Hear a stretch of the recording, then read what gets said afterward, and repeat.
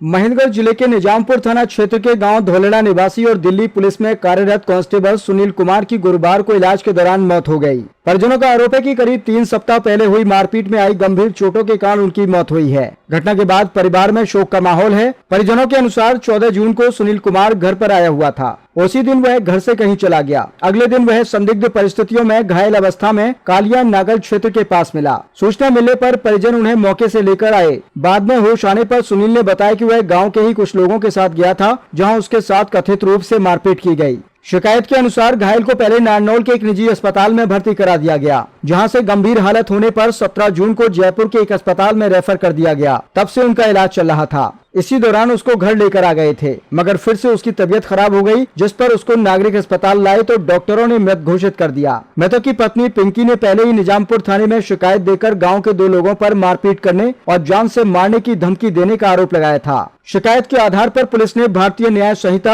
यानी BNS की संबंधित धाराओं में मामला दर्ज किया। अब सुनील कुमार की मौत के बाद परिजनों का कहना है कि उनकी मृत्यु मारपीट में लगी चोटों के कारण हुई है। उन्होंने पुलिस से मामले में हत्या की धारा जोड़कर आरोपियों के खिलाफ सख्त कार्रवाई करने की मांग की है। इस बारे में निजामपुर थाना प्रभारी धर्म सिंह ने बताया कि 14 जून को सुनील कुमार घर से चला गया था, जिसकी सूचना हमें 17 जून को मिली। 14 को घर से गायब होने के बाद सुनील कुमार ने अपने दोस्त सन्नी व प्रवीण निवासी धोलेड़ा के साथ शराब पी है। इसके बाद उनका झगड़ा हुआ। इसके बाद उन्होंने इसको कालिया की नागल नदी में छोड़ दिया। 15 को उसने किसी के फोन से उसकी पत्नी के पास फोन कराया कि सुनील कुमार यहाँ पर पड़ा हुआ है, इसको लेकर जाओ। जिसके बाद उसका लड़का और एक अन्य उसको लेकर घर आ गए। वहाँ पर तबीयत खराब होने पर इनको प्राइवेट अस्पताल में लेकर आए। वहाँ से इनको इलाज के लिए जयपुर रेफर कर दिया गया। उसकी पत्नी ने इस बारे में शिकायत दी थी, जिसके बाद मारपीट की धाराओं के तहत मामला दर्ज किया गया था। अब उसकी मौत हो गई है, जिसके बाद अब पुलिस हत्या का मुकदमा दर्ज कर आगे की जाँच करेगी।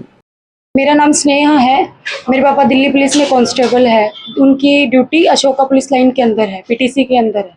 और अभी उनके साथ 14 तारीख को वो घर से गायब हुए थे और 15 तारीख को शाम को हमारे पास अवैध फ़ोन आया कि भाई तेरे पापा इधर ऐसे ऐसे खेत में पड़े हुए हैं। उन्होंने होश दिलाया।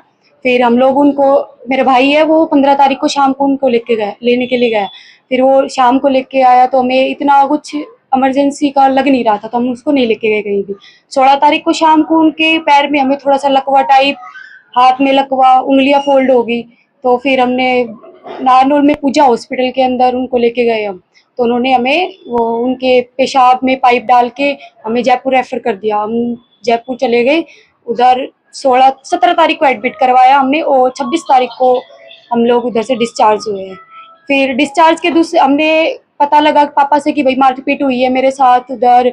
फिर आतरे बिहारीपुर में जो भी वो बंदा था उसने हमारे पास फ़ोन किया कि भाई तेरे पापा यहाँ है। उसके पास पुलिस वालों ने फ़ोन करके पूछा, उधर भी वेरिफिकेशन करके आए ये लोग। फिर ये मैंने डिस्चार्ज के दूसरे दिन पुलिस वालों को, ये निजामपुर चौकी के अंदर राजमती ASI ऐसे कुछ नाम है उसका, वो आई हमारे घर पे। उसने पापा ने ऐसे इशारे में बताया कि भाई ये मेरे साथ था, ये मेरे साथ नहीं था।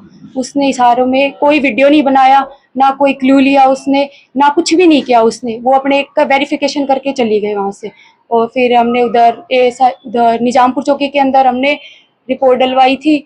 उसने उधर से भी कोई कार्रवाई नहीं हो रही है हमारी। परवीन शामी और सन्नी नायिका, ये दो नाम। अब क्या मामला हुआ आपके पिताजी के साथ? अभी पिताजी सुबह के टाइम 8 सवा 8 बजे तक बिल्कुल ठीक थे। फिर एकदम से उन्होंने खाने पीने का पता नहीं इन्फेक्शन हुआ है, क्या हुआ है ये हमें नहीं पता। फिर एकदम से आंखें ऐसे ऊपर हो गई और मुंह में भी कुछ नहीं खा, अंदर पानी भी नहीं जा रहा था। फिर हम हॉस्पिटल लेके आए इधर सिविल हॉस्पिटल नारनौल। तो फिर ये लोग बता रहे हैं कि उनकी डेथ हो गई है। आपने पुलिस में शिकायत दी? पुलिस की कार्रवाई? पुलिस की अभी तक तो कोई कार्रवाई नहीं हो रही है। अभी कोई कार्रवाई शुरू नहीं की है पुलिस ने। मैंने उनके डिस्चार्ज 26 तारीख को आया था और आज 9 तारीख हो गई, आज तक कोई कार्रवाई, ना उनका कोई फोन आया, ना मैंने उनके पास कोई फोन करके पुलिस पूछा। ने इस मामले में मुकदमा दर्ज किया? हाँ, FIR की कॉपी दी है हमारे को और मेरे पास भी FIR की कॉपी। ऐसा है, दिल्ली पुलिस में कांस्टेबल है और ये पिछले महीने की 14 तारीख को हमें सूचना मिली थी। 14 को ये घर से गया था और हमें सूचना मिली है 17 तारीख को। 14 तारीख को ये घर से गया। इसने धोलेड़ा के इसके दोस्त साथी कुछ भी लगाओ गांव के ही हैं, सन्नी और प्रवीण, उनके साथ इन्होंने दारू पी है और फिर इनका झगड़ा हुआ है, जो इनके परिवार ने हमें बताया। उसके बाद ही इन्होंने उसको वहाँ पे छोड़ दिया, कालिया की नांगल नदी है वहाँ छोड़ दिया। फिर इसने 15 तारीख को अपनी पत्नी के पास, पिंकी के पास फ़ोन करवाया किसी व्यक्ति से, वो भी हमने शामिल जांच कराया। उसके फ़ोन से इसकी बात हुई कि आपका पति यहाँ पे लेटा हुआ है, इसको ले जाओ। इसका लड़का, मृतक का और इसका लड़का का एक दोस्त, ये जाकर इसको मोटरसाइकिल बैठा के लेके आया 15 तारीख को घर। 15 को इन्होंने इसको घर रखा है। 16 तारीख को तबीयत इनकी ज़्यादा खराब हुई है। फिर ये इसको यहाँ पूजा हॉस्पिटल में लेके आए हैं नारनौल। इन्होंने कहा भी हमारे से इलाज नहीं होगा, आप इसको जयपुर ले जाओ। ये जयपुर ले गए 17 तारीख को, 16 की रात को, और 17 को इन्होंने जो है सुबह 112 कॉल की। 112 इनके गांव में पहुंची। फिर ये थाने आए शाम को 3:30 बजे। इन्होंने दरखास्त दी, उस पर हमने मुकदमा जो है ये 46 नंबर मुकदमा दर्ज कराया था। 115, 127(2), 3(5), 351(3) में। उसके बाद हमने इनकी डॉक्टरी, जब वहाँ से छुट्टी हो गई दुर्लभ जी से, फिर इनका हमने डॉक्टर से हमने इसमें धारा 325 लगा दी थी डॉक्टर की राय पे।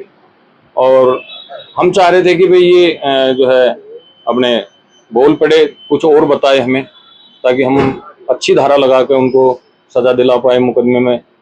और आज ये पता चला कि भाई एक्सपायर हो गए हैं, तो अभी हम 302 में इसको कन्वर्ट करेंगे। हमारे सामने ना तो उस दिन दरखास्त दी, ना उन्होंने दरखास्त में लिखा, ना मुझे ये बताया उसके लड़के ने, बेटे ने। अभी मेरे को फोन सुनील से मिला है, किससे मिला है। अच्छा सर, ये लड़ाई झगड़े का मामला था, इसमें अब आपने 302 इजाद किए, वो धारा कौन सी क्या होती है? 302 धारा 302 किसी की जानबूझकर हत्या कर देना।